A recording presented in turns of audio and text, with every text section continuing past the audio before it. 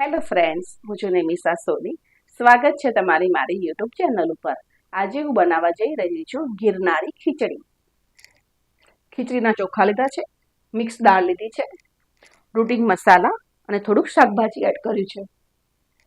ખીચડી mix કરી દઈશું અને 2 થી 3 પાણીમાં તેને ધોઈ લઈશું. કુકર લીધું છે, 2 ગ્લાસ જેટલું પાણી એડ કરી દઉં. ખીચડી અત્યારે જ એડ કરી દઈશું. અત્યારે શાક એડ કરી દેવાનું. અંદર ફુલાવર એડ કરું છું.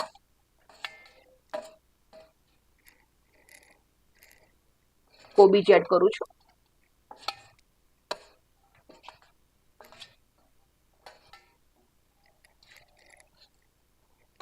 લીલી ડુંગળીના પાન સુધાર્યા હતા તે એડ કરું છું. તુવેરના દાણા, વટાણાના દાણા,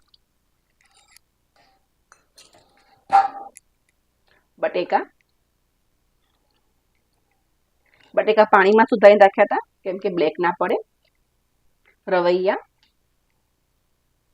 તે પણ પાણીમાં સુધારીને રાખ્યા હતા મેં. એકવાર મિક્સ કરી દઈએ.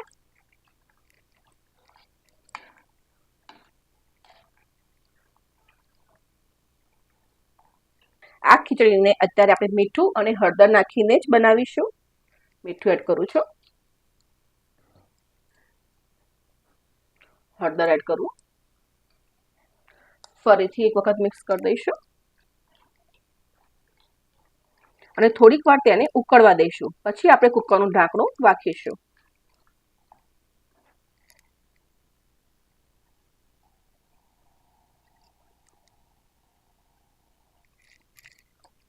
ખીચડી ઉકળવા લાગી છે સરસ.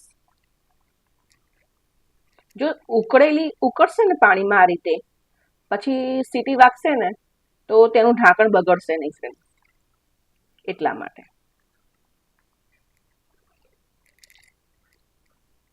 કુકર રાખી દઈએ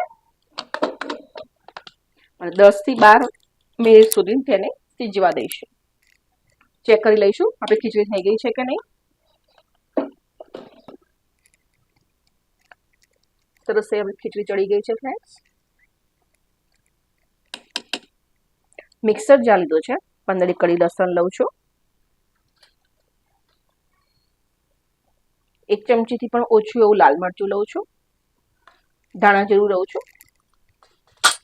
તેને આપણે દરદરું પીસી લઈશું. દરદરું પીસાઈ ગયું છે. વાસણ લીધું છે. અત્યારે હું તલનું તેલ એડ કરું છું ફ્રેન્ડ્સ. 2 મોટા ચમચા તલનું તેલ એડ કર્યું છે મેં. જીરું એડ કરું. હિંગ એડ કરીએ. મીઠા લીમડાના પાન, તમાલપત્ર,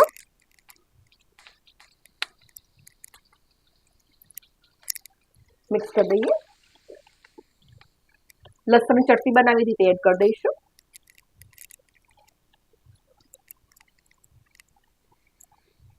તેની સાથે લીલા મરચાંની પેસ્ટ એડ કરી દઉં છું.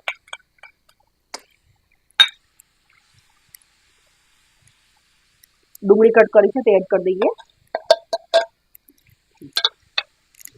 ગેસની ફ્લેમ ધીમી કરીને બહુ સીજવા દઈશું.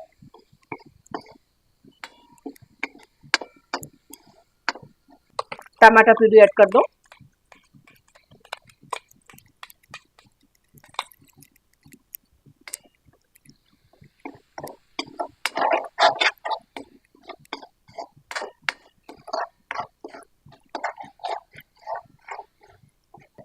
લસણની ચટણી બનાવતી વખતે મેં તેના અંદર લાલ મરચું એડ કર્યું હતું, તો ફરીથી હું થોડુંક જ મરચું એડ કરીશ.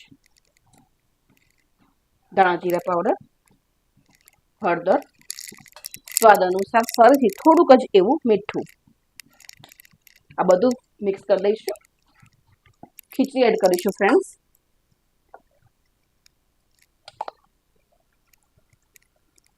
સરસ બધું મિક્સ કરી દઈશું. ખૂબ જ ટેસ્ટી અને ખૂબ જ હેલ્ધી બને છે આ ખીચડી ફ્રેન્ડ્સ. કારણ કે અંદર ખૂબ જ એટલી બધી દાળ આવી છે, શાક આવી છે, તમે તમારી પસંદ મુજબ બીજા બી શાક એડ કરી શકો છો. લાસ્ટમાં થોડુંક જ એવો હું ગરમ મસાલો એડ કરું છું. મિક્સ કરી દઈએ. રેડી છે આપણી ગિરનારી ખીચડી ફ્રેન્ડ્સ.